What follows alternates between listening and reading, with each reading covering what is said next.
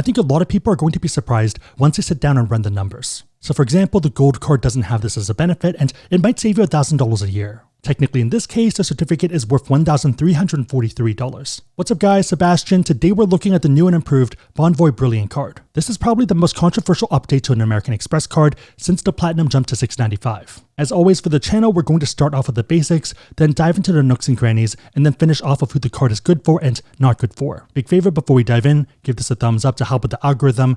It doesn't really like me right now for a lot of reasons, and if you are someone new here, to consider subscribing. Also, feel free to share this with a friend. Starting off with the elephant in the room, we have the $650 annual fee. Some people will argue that the card hit the gym, while others feel like it's a let them eat cake moment, which makes a lot of sense given the economy. Annual fee increases always suck, but the question is, are you getting more value? I feel like if you previously had the card and you liked it, you're probably going to like these updates. One of the other major changes that we've covered previously is the $300 dining credit. This is replacing the $300 Bonvoy credit, and that changeover just happened. Reminder that this is broken down into $25 monthly credits and not one big $300 one. You can't stack them or save them or anything. You pretty much have to use them or lose them. I get why that might feel annoying, but I still feel like you can treat this at face value, especially for people considering this card. You probably eat out at least once a month. Even if you look at the stats, 69% of people in the US eat out at least once a month, and 29% eat out at least once a week. There's a reason why cards like the gold card and generally dining cards do very well. In this case, I think you can pretty reasonably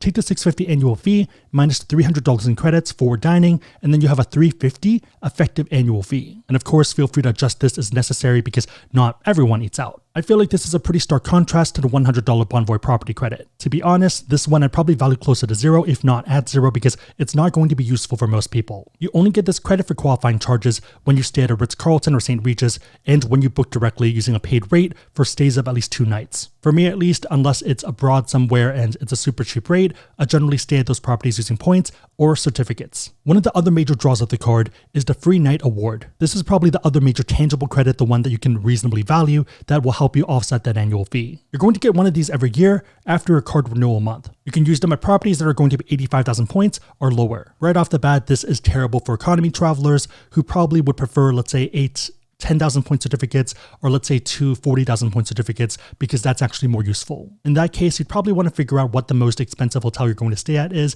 and then use that certificate there. On the flip side, I'd argue that this is pretty great for aspirational travelers, especially because you can top off with up to 15,000 points, so redeem at a place that would cost you 100,000 points. Okay, but what's the value of the certificate? I think you can easily say it's worth between $100 and $1,300.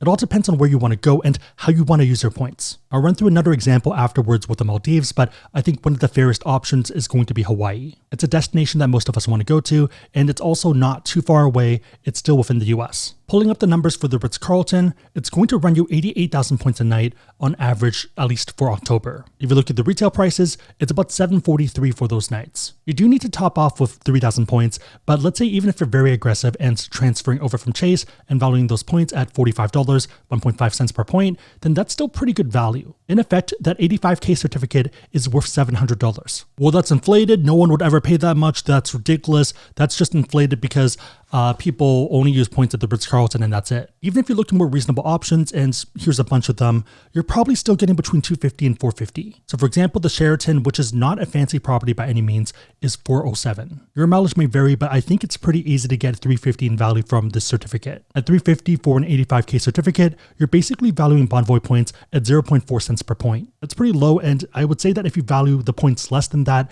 then maybe the Bonvoy program is a skip and you should consider something else like Hyatt. Given this, you could easily argue that the annual fee is effectively zero. If that's the case, then you're getting a lot of the other perks pretty much for free on top. The first one is going to be Bonvoy Platinum status, which is actually a pretty great perk in my book. I'll do a deeper dive into each of these in about 2 minutes. Second one is going to be Party Pass Select, which gets into airport lounges for free for you and 2 guests. Reminder, unlike the Capital One and Chase ones, you cannot go into restaurants for free. It doesn't work for that. Third one is 25 elite nights towards status each year. Reminder that these are not nights that you can use. These are just towards status. I've seen a few people mix this up. Number 4 is a $100 global entry or TSA pre-check credit. benefit. And number 5 is top level insurance. Main takeaway is that I think a lot of people are going to be surprised that the card makes sense for them once they run the numbers. On that note, if you do want to learn more about cards, whether it's this one or any other cards out there, and you want to support the channel, we do have links on the website, AskSebby.com, and down below in the description box. Make sure the links are competitive, but otherwise, it's a huge way to support the channel, so thank you guys in advance. Let's talk multipliers. With the Bonvoy Brilliant card, you're going to earn 6x back at Marriott hotels, 3x at restaurants, 3x on flights, and 2x on everything else. I generally value Bonvoy points at 0.8 cents per point, and I feel like that's pretty in line with most other publications and people who review cards. This is my hurdle rate, so if I'm not getting at least this amount of value, then I'm not going to use the points, or I'll use a different currency, or maybe pay out of pocket. The thing with points is that you're not really forced to use them, you only want to use them when you get value. On kind of a hilarious note, the 0.8 matches and tracks pretty well with the Hawaii example. $7.43 per night divided by 88,000 points, that's 0.84 cents per point. One of the interesting things about the card is that the multipliers might not matter. Running the numbers again at 0.8 cents per point, that means you're getting 4.8% at Marriott hotels, 2.4% for restaurants, 2.4% at flights, and also 1.6% everywhere else. And of course, feel free to adjust this up and down as necessary. For most of us considering it, I don't think we're getting the card because of the multipliers. We're getting it because of platinum status and the fact that you get a certificate night that kind of offsets this. Pretty much the same reason why people get the platinum card. They're not getting to spend on it, they're getting it because there's a ton of credits that offset the annual fee and it gets you lounge access as well as Marriott and Hilton status. To me at least, this isn't really a workhorse card like the gold card. If you do want to spend on the card though, there is a spend incentive. Starting on January 2023, when you spend $60,000 in a calendar year, you get to choose a perk. You have 3 different options. The first one is an SNA, a Suite Night Award. You know how we talk about how if you have status, you might get upgraded to a suite, but you're kind of gambling for that. This pretty much takes that out of it. So you're using an award and you're guaranteeing an upgrade if it's available before you get there for between 1 to 5 nights. To be fair, it might not clear and you might not get that suite, but you have that potential, and if they do give it to you, you lock it in, you're good. I think it's perfect for an anniversary or any other event where you don't really want to gamble, probably like a honeymoon as well. Second option is a second 85K night, and I think that would be my go-to pick of the bunch just because I think that's more valuable. And another reason is because there is another way to get SNAs. Option number 3 is $750 off one of their beds, which I don't think is worth it because you might as well just get an 8 sleep or any of the other options out there instead of one of their beds. I guess unless you really want one of their beds. Reminder that this is on top of the choice benefit that you get for hitting 50 nights or 75 nights. Some of you might already have enough SNAs because of that, and especially if you don't have that many aspirational trips, then it might not matter. So if I'm going to Paris or something, then I want to use it, or Maldives, Bora Bora, everything that's fancy. If I'm going to Calgary or Buffalo, I don't really care. I can confirm a suite there, but it doesn't really move the needle. I think that's a pretty good segue to do a deeper dive into the 5 perks. The first one is 25 elite nights towards status. I think this is one of the more interesting perks for people who like to travel, who travel a decent amount, but they're not consultants traveling every week. So for example, I think I travel a decent amount, probably 3 to maybe upwards of like 7 nights a month, but consultants travel, let's say 3 to 4 nights a week. The big draw is that if you are going for status, you're not starting at 0, and it just makes everything easier. And also know, because I'm expecting this question, just because you have platinum status does not mean that you start at 50. You're starting at 0. They're pretty much gifting you platinum. The cool thing is that if you grab the Bonvoy business, you get an additional 15 nights on top of that. So 25 plus 15 is 40 nights towards status every year. And that's pretty good for just having 2 cards. Okay, but what can you do with those nights and why might it matter? The first one is the annual choice benefit. We talked about the Amex one, but Bonvoy has something similar. When you hit 50 elite nights in a year, you get to pick one of the below. So the first pick is 5 SNAs, and that's probably the highest value one of the bunch. Number 2, 40% off a bed, which is kind of whatever, just get an 8 sleep. Next is gifting silver status, which feels pretty pointless because they could just get a card. Donation options sound great, but you're not really getting much value here. I think I'd rather donate money separately and take the suite nights. If I didn't have any cool trips where I would benefit from the suite nights, I'd probably go with the 5 elite nights. At 75 nights, you get either one free night worth 40k points, or you can gift gold status. For this one, given that you can easily get gold status, I'd take the night. Okay, the second major benefit to 25 elite nights is that there's an easier pathway towards titanium. You already have platinum, and in order to get titanium, you would need 75 nights. So if you're starting at 40, you just need 35 more. Obviously not practical for everyone, and I wouldn't go for it for most people, but the fact that it's easier and more readily available seems like a good thing. The main tangible benefits above platinum, if you look at the chart, is that you're getting 75% bonus instead of 50, and you would have better upgrade odds for suites. The 48-hour guarantee perk sounds great in practice, but it's a special rate, which pretty much means that it doesn't make sense in most cases. I think when people have told me about using it, it ends up being a lot more expensive than they realize. My guess for this is that they do this by kicking out someone who already has a room. The funny thing too is that if they have status and they get walked,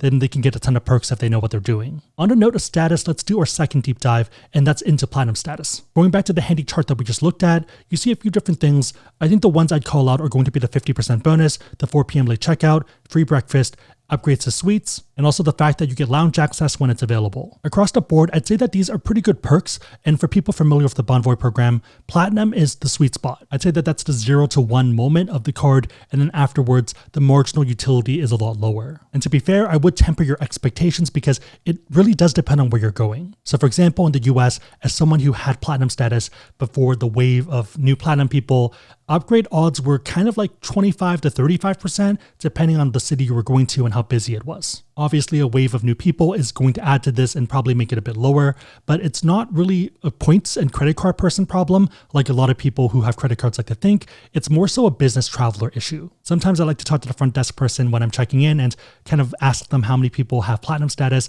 and they're like, half the hotel. It also doesn't help that Bonvoy has the largest footprint, so by default, most companies use Marriott. On the flip side, if you go to Europe or Asia, it gets a lot better. Most of the people who have status tend to be Americans due to credit card stuff or to the business travel. As someone who's worked in Asia, I'd say a big reason for this is because they don't really send as many junior people. It tends to be mid-level and up. In the US, in contrast, they'll happily send new grads. Main takeaway for domestic, temper your expectations, and then especially for conferences, it's not going to be a good time. In Europe and Asia, status is king. Either way though, I still feel like the free breakfast and lounge access when it's available doesn't hurt. On the note of lounges, deep dive number 3 is Priority Pass. I feel like we're kind of at the stage where Priority Pass is kind of a bare minimum benefit that you'd expect from most premium cards. So you as well as 2 guests, and it's okay.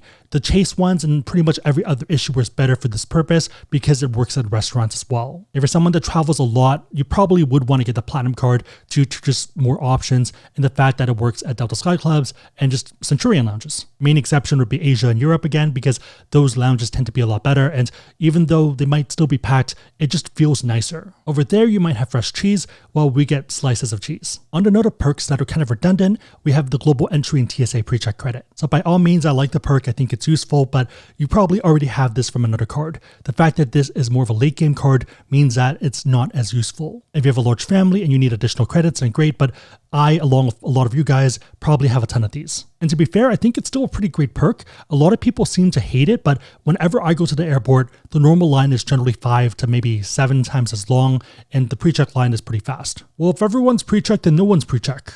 The thing is, a lot of people either can't get it or they don't want to spend the time getting it, or they don't want to pay for it because they don't have credit cards. Pre-check's been around for a long time and part of cards for a long time, and not everyone still has it. Number 5 is going to be insurances, and this is one of the more interesting ones. On one hand, it's kind of boring and very dry, but on the other hand, if you are someone that shops a lot, it could easily save you, let's say, $800 to $1,000 per year per card, obviously depending on how much you buy. An easy example is return protection. Each claim is up to $300 per item and $1,000 per year per card. The idea is that if you buy something and you cannot return it back to the retailer in time, then you can file a claim and they'll refund you up to $300, and you either send it back to them or they just tell you to keep it. An easy example is this router. Bought it, didn't really work as well as I wanted to, bought a different one, wanted to return it, but it was past the return date. American Express told me to keep it as a backup, and it sits on the floor. So I pretty much got a $200 credit for using this perk, and it's a router that I wouldn't need and I don't think I could easily sell anyways. If you just have the gold card, then you don't get these benefits. You would need to get either the platinum or one of the other annual fee cards that come with this. Obviously, it depends on you, but this is a perk that the gold card doesn't have, and it could easily save you $1,000 a year. Before we finish up, what are some disadvantages? I think one of the major flaws of the card right now, and with Bonvoy as a whole, is that that you can only use up to 15,000 points per night to top off on that certificate. So this sounds great in practice because back in the day, the highest, most expensive hotels would only be 100,000 points for a standard room. The thing though is that some of their hotels and all of their hotels starting in 2023 are going to move towards this new system, which is pretty much anything goes. It's called dynamic pricing, meaning that they can charge whatever they want. And it is still going to be fairish looking at some examples, but it's going to be more than 100K. So for example, the St. Regis Maldives has moved towards dynamic pricing. And if you look at October, you can see some dates that are between 96,000 points, but you could also see some that are 110,000 points and even 120,000. Hopefully you can see why this is a problem. You can only use the certificate and top off of points for some of these nights. For the top row, which I guess is September technically, so the 25th to 29th of September, that's fine. The 1st of October, 5th, 6th, and 8th also works. The rest of the month, even though there is points availability, even though you could otherwise do it if you had enough points, you cannot use that certificate in points. And also, in case you're wondering, the cash prices are pretty high throughout, so you are getting pretty good value. Let's actually do a super fast example to calculate the value using the 29th. If you divide that by 96,000 points, then you're getting 1.58 cents per point. This means that you're getting great value. And technically, doing the math for that, 1.58 times 85,000 points, that's $1,343 in value for that certificate. Main takeaway, I think this card does not make sense if you're someone on pure economy travel because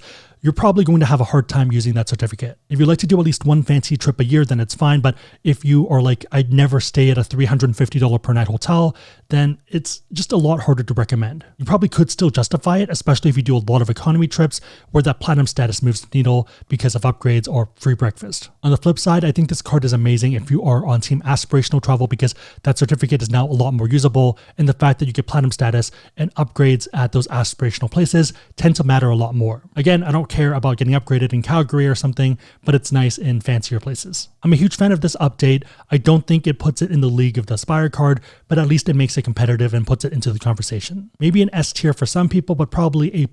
Again, if you want to learn about cards, we have links on the website, AskSebby.com, and down below in the description box. If you made it to this point in the video, then leave a sponge emoji in the comments down below, and I'll heart it and also try to respond. My question for you is, what are your thoughts on the card? If you're someone that had it, do you like the changes? And if you're someone that doesn't have it, are you now considering it? Let me know and everyone else know in the comments down below. Also, let me know where you would use the certificate because it's now so much more flexible. Big favorite, thumbs up, subscribe if you're new here, consider sharing with a friend. Otherwise, hope you guys liked it.